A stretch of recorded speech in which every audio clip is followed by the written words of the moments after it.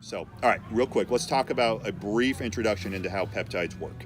What is a peptide? So, peptide is a fragment of a protein. Okay, so proteins break down into peptides, peptides break down into amino acids. All right, so this peptide is going to perform a function in the body. It's going to stimulate something to happen. We, in modern times, are mostly associating peptides with growth hormone release. And that's what the majority of peptides in the market right now are being used for. We have peptides that actually open up cancer cells that allow chemotherapy to enter in there more effectively. We have peptides that work on skin. We have peptides that work on wound healing. We have peptides that work on sleep. Right. We have peptides that mimic what insulin-like growth factor does. We have peptides that are actually the terminal end of a growth hormone fragment that will unlock the nutrients that are stored in fat cells and prevent the reuptake of nutrients into the fat cells, thereby helping you get leaner over time. We have peptides that actually can make you tan. Yes, I said that. They make you tan. We have peptides that actually work on the brain to increase libido. So the world of peptides is new, it's confusing, it's exciting. It is the future of customizable medicine, okay? But for the purpose of what I want to talk about today is mostly an introduction. And so kind of the bread and butter of peptides right now is a combination of growth hormone releasing hormone and growth hormone releasing peptide, okay? You put the two together, it's a subcutaneous injection. You can get it in the oral form, but the sub-Q injections tend to be a little more effective. And when you do it, you stimulate a pulse of your own natural growth hormone, all right?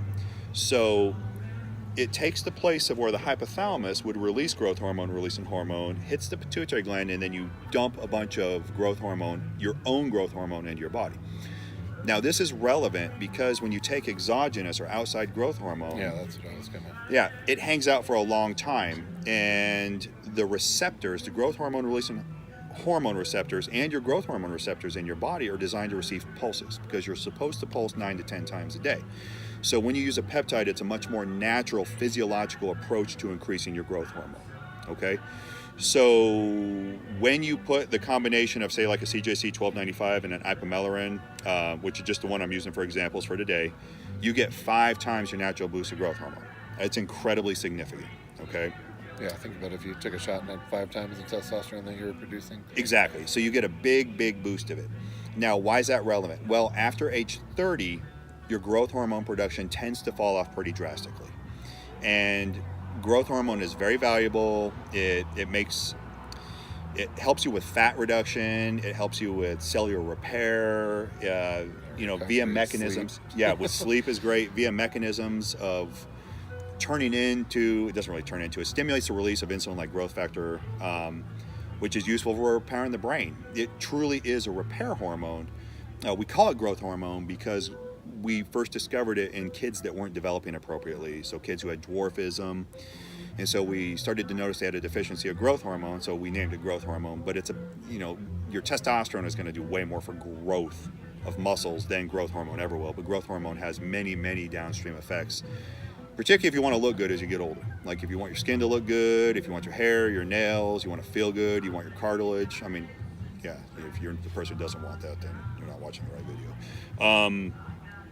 So to that point, the peptides help your pituitary gland pulse higher and higher and higher. And the good news is that unlike a lot of the other stuff that we talk about, so when I give you testosterone, it suppresses your natural production. Yeah, that's something to say for the growth hormone. Right. When you take a peptide, you increase your pituitary gland's ability to secrete that growth hormone. Rather than suppressing it. Absolutely. So you enhance the ability. That people are used to taking. Right. And so like the benefits are great for that purpose. Now, real quick, the people who should not take growth hormone. You have an active cancer. You have uncontrolled diabetes. You have a diabetic retinopathy, so meaning that you have a problem with your eyes, and ultimately it comes down to this. Growth hormone is going to stimulate via mechanisms out there hyperplasia, meaning the creation of new cells. If you have an active cancer, it's a bad idea to use growth hormone. It's a bad idea to use peptides. If you have uncontrolled diabetes, it's a bad idea to use peptides. The reason why is that the growth hormone is going to increase your blood sugar levels. It does stabilize over time, but in the short term, you don't want to do that damage to your eyes. You don't want to do that damage to your kidneys. So making sure you know your current health status is incredibly significant. I would rather take somebody who is a diabetic and work on fixing the diabetes first. Work on increasing that insulin sensitivity, work on getting the carbs out of your diet, get you at a nice, maybe, pre-diabetic state if we have to, being like a nice good A1C and a good fasting blood sugar and a fasting insulin is ideal. But getting you there before we use the peptide. The peptide is very, very effective once you have the other parts of your life in order. Now, there's a right way to use them. We're not going to talk about that right now because it would take me an hour to talk about it. But just understanding that peptides are available. It is illegal for me to prescribe you growth hormone. Actual growth hormone is reserved for people with a muscle wasting disease, dwarfism, HIV, or somewhere in that neighborhood. So just understand, going to your doctor and asking for growth hormone isn't going to be that effective. And if they do it, they're not going to be doing it for long. They may tell you that they have growth hormone treatment. When they talk about growth hormone treatment in the form of like anti-aging, they're largely talking about Smorelin, CJC 1295, which are peptides.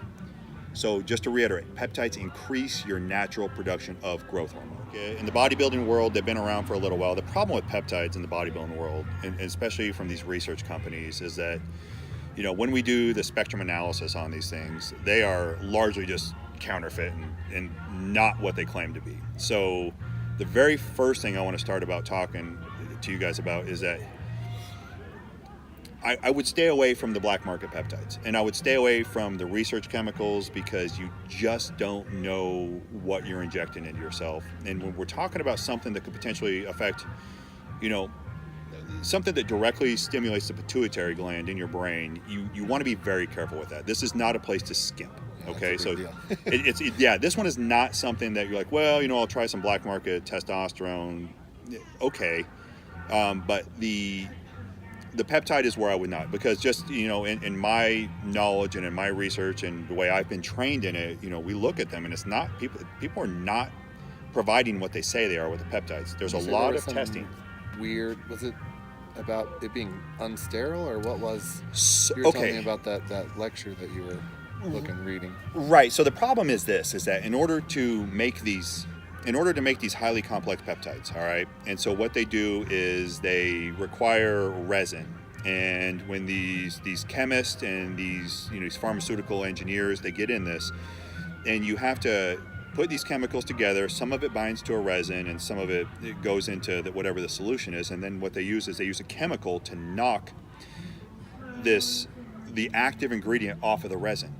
Well, you also have to clear this chemical because this chemical is incredibly liver toxic. Oh, so that's what it was. And then you test for it to make sure you cleared the chemical. And then you go through it, and it's step after step after step in order to get these peptides. Now, at a legit compounding pharmacy, they're testing it because they are FDA regulated, they have standards, they have quality control, and if they jack up a batch, they scrap the batch.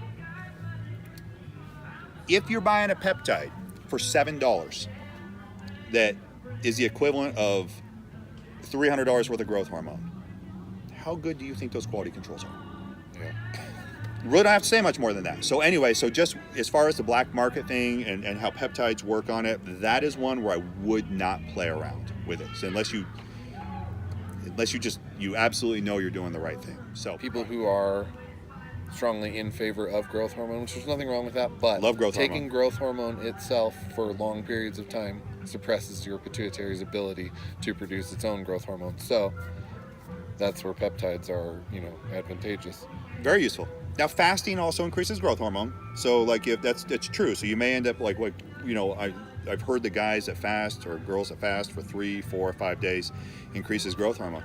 And absolutely, that fast, your body's going to release a growth hormone in order to unlock the nutrients that are in your fat cells. So it's very common for people who fast frequently to have increased amounts of growth hormone.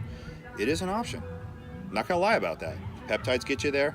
Fasting can get you there too, but you just have to go, you have to weigh all your pros and cons of everything you're doing. And why are you wanting growth? The thing for me is, if I were to be thinking that, is if you're fasting, you're not building muscle. And that's my thing with that. So if your goal is to be healthy, is to build muscle, take the peptides, eat well. Yeah.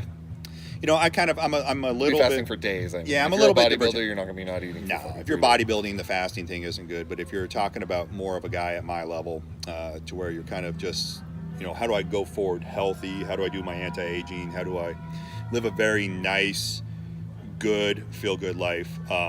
I'm a bigger fan of the intermittent fasting That's what I was style. going to say. Yeah, you know, and so like I don't do the 16-hour fast and then 8-hour feed. I'm a little closer to like a 10 to 12-hour feed, but I feel good when I don't eat. You know, it's one of those things, and I think a lot of, you know, we're going to go tangent here, but a lot of health is as much what you put in your mouth, but also what you don't put in your mouth. And, you know, to the point to where you're gluten-free, you're dairy-free, you don't drink alcohol, and that makes a huge, huge difference. So, I mean, there's a lot we can talk about with growth hormone. I'll put it like that. It is fascinating. It's a lovely hormone. I'm a huge fan of it. For most people, it is going to be a quality of life improver. Yeah, I mean, if you have more questions, this is really something you got to find the right practitioner, though. The vast majority of us don't know that much about peptides at this point. Our interest is there. I can speak for many practitioners that I've talked to, and be looking for it, because it truly is the future of customizable medicine. Like, there's a lot we can do with it, and it really is about enhancing the body's ability to do what the body can do. So People can comment on YouTube and ask questions, right? Yeah, so comment. Ask questions, whatever. Absolutely. Yeah, I mean, if I'll do my best, you know, without going too far into the weeds about how this works. But sometimes this is a good conversation to have one-on-one. Yeah, for sure. It's one of those situations. Yeah.